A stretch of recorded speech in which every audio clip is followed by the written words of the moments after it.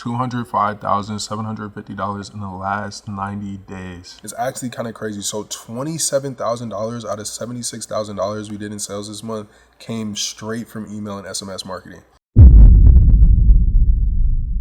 Y'all see this? Y'all see these bags under my eyes, man? We've been up for literally the past 18 hours just working. It's 12:05 in the morning. And we just got an order right now too. This video is about to be just nothing but free game. So if you're a brand owner watching this, get your notepad, get your pen and paper, whatever it may be. But we about to get straight into it. If you're not familiar with who I am, my name is Malik. And 2 years ago, right before I turned 18, I decided I was gonna start an online brand. I was literally still working a full-time job at Raising Cane's, spending hours at the front counter. Like, yo, I'm talking 40-hour work weeks, 50-hour work weeks, opening, closing, like back to back. I would just spend so much time at the front counter, cleaning the lobby, taking orders, and just in my head thinking like, okay, how am I gonna get myself out of this situation? How am I gonna be able to build up a brand and make money online? I had zero experience and I had no social media following. Fast forward to today, I've generated over $700,000 in sales just in a little over 2 years. And 200,000 of that came within the last 90 days. And don't get me wrong, like, I'm not saying this to flex. I'm posting this video genuinely because I believe it's possible for anybody to do. I'm gonna show you guys my dashboard so you get a perspective on how each month actually looked. So today is May 25th, right? So we'll go to my dashboard and you can see, obviously you can see right here, May 25th. For this month, 25 days in, we're currently at $74,000 in sales. If we go last month in April, I believe it was a 50K month. Yeah, we did 55,000. And then the month before that in March, I believe was also a 50K month. So yeah, we're just under $60,000. And you can see if we go to the last 90 days, go over to our total sales, you can see consistent 1K days, 2K days, 1K here, 1K here, 5K day here, 3K day here, 4K day here, 3K. So this month we've been on the higher end of consistent 2K days, 3K days. But from February up to April, like, we were doing $1,000 a day. Once I started treating my brand like an actual business, that's when I started to grow a lot quicker. Like, the first thing I had to develop before anything else was my mindset. And I believed in my brand like no other. So many people ask me like, why are you doing this? Why are you doing that?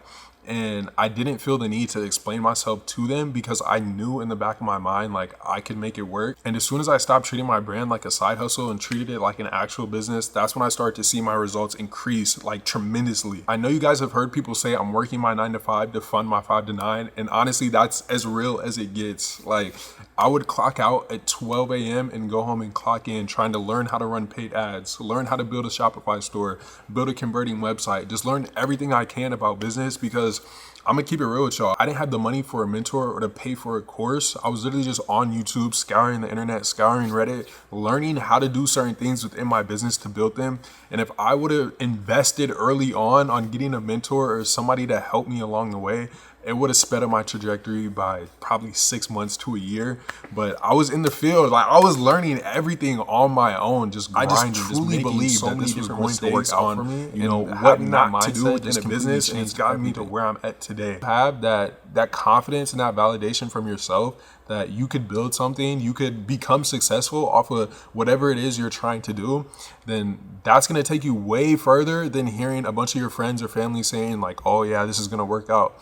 Like, it's cool to have them in the background, but deep down, if you don't believe in yourself, it's not going to work. Aside from believing in yourself, you need to be able to take your emotions out of every decision that you make and make it strategical. Everything has to be intentional when it comes to running your brand. Now, say you design a fire t-shirt or a fire pair of pants, and you go ask your friend like, oh, would you wear this? And they're like, no, I don't like it. Why would you put this design here, whatever.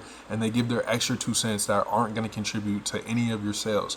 If you feel some type of way and you truly believe that that's gonna be a winning product, but your friend is saying they're not gonna wear it or they don't like it, and you decide not to drop it, that's an emotional decision. You need to be able to take your emotions out of it. You have to be able to look at it with intention and say, okay, sure, he might not wear this, but what does my target customer look like?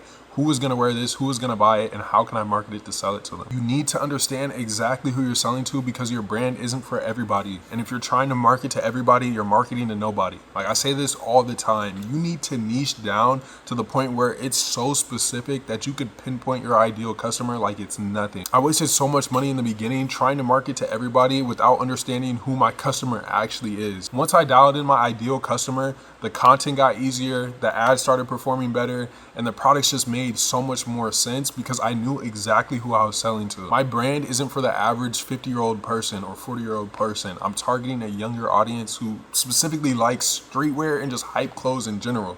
Like, you have to be able to know what your customer looks like, what they wear, how they talk, all the details around what they're interested in. Like, I'm talking, you need to get down to the details. A lot of people think niching down is a bad thing because essentially you're putting yourself in a box and you're limiting yourself to a small group of people, when all reality, the possibilities are endless when you have that small group of people who are willing to buy products from your brand that you're specifically designing for them, rather than trying to design products for everybody. You need to niche down, you need to find your ideal customer, and you need to start building your brand around them. So the best way to do this is to build out 3 different pillars, and honestly, the more pillars you have, the easier it is to find your ideal customer. And then from there, you could break it off to 3 more subcategories, and you can go deeper and deeper and deeper until you find that exact person you're looking to sell your product to. From the beginning, I didn't just start selling random products. Like, I was very intentional behind what I was selling. When I go about designing, I just don't put a random idea out there on the board. I actually go out, find something that people are already gravitating to, and I find a way to make it my own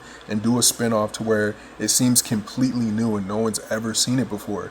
But whole time, it's already been done before in the past. Like, if you think about it, history always repeats itself. Trends always come and go, and that's because it's already proven to work, so it's going to eventually work again if you just find a way to make it new and make it different.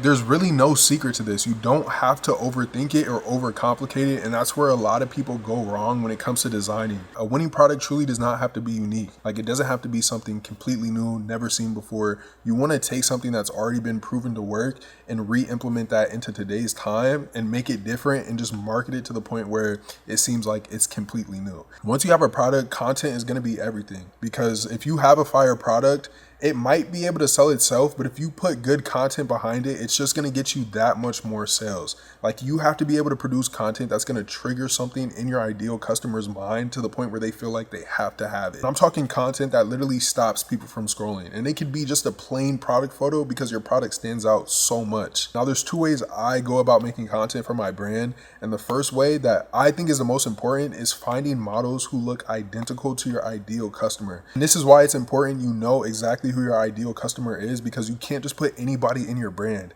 If I put a 50-year-old lady in my brand and start advertising it, no one's gonna buy because I'm targeting my ideal customers, but they're not seeing themselves within the advertisements or in the content that I'm posting, right? They need to be able to look at my content and say, oh, I look like this person. Oh, if I wear the hat, I could pull it off the way they pull it off, and I can look as good as they look on camera. And it triggers that feeling inside of them like, okay, I need this. Like, oh, I can relate because they look similar to me. If I buy this, I'm going to look just as good. And this is why the content is so important, because it builds that emotional feeling within the customer that connects them with your brand and connects them with your product. And the second way I go about getting content is having good product pictures, because you got to think about it, right? Like, that's the first impression someone gets of your product before they actually receive it in hand.